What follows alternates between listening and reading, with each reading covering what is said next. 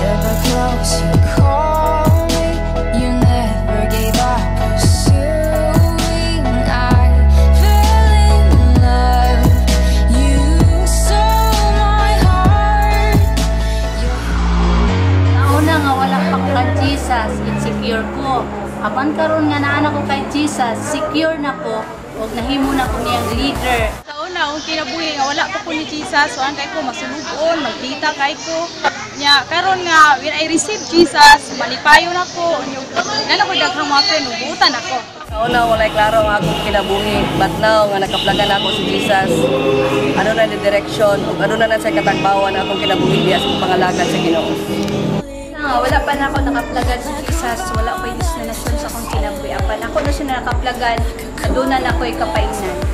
Kung sa una mga igsoon, naglabi kay ko ka mabuok pasensya, pero karong nga na sigad sa akong kinabuhi, itas-ara niya akong pasensya. My life before na wala pa ako kay Jesus, very miserable. But when I have Jesus in my life becomes complete. Try Jesus. Already born as a Christian, but nang nag-apoy emptiness na walay kapulunan, walay direksyon.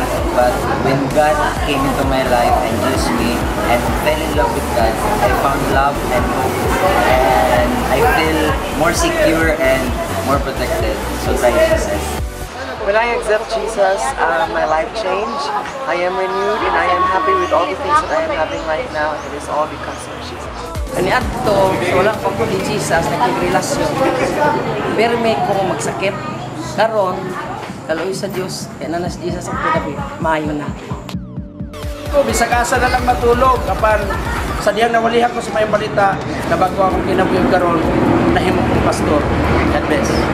Nagpasalamat ko sa Ginoo kay sa una, dagan ko kahadlok sa akong kinabuhi, karon nga dawat na ko siya, wa na ko'y kahadlok sa akong kinabuhi. Hello, nagpasalamat ko kang Jesus.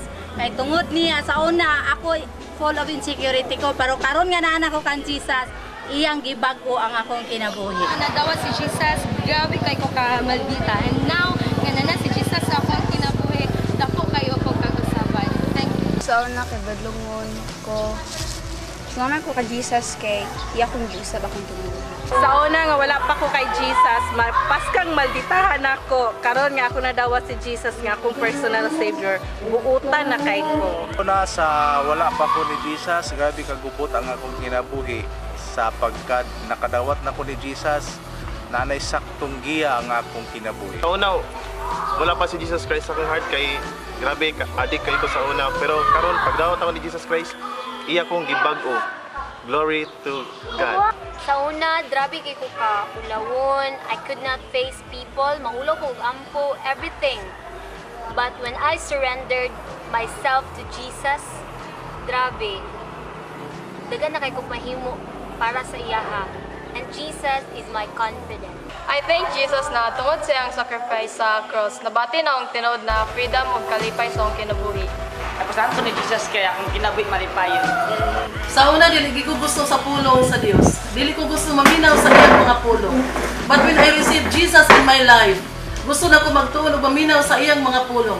And now, I am a pastor. Sa wala pa na ako na-encounter si Jesus sa akong life. Grabe, wala ko'y pasensya. Tangaway, maldita sa akong mga igsoon. Pero karon nga na si Jesus sa akong life. Sige na ako silang pangitaon, sige migbanding o buutan na kay ko.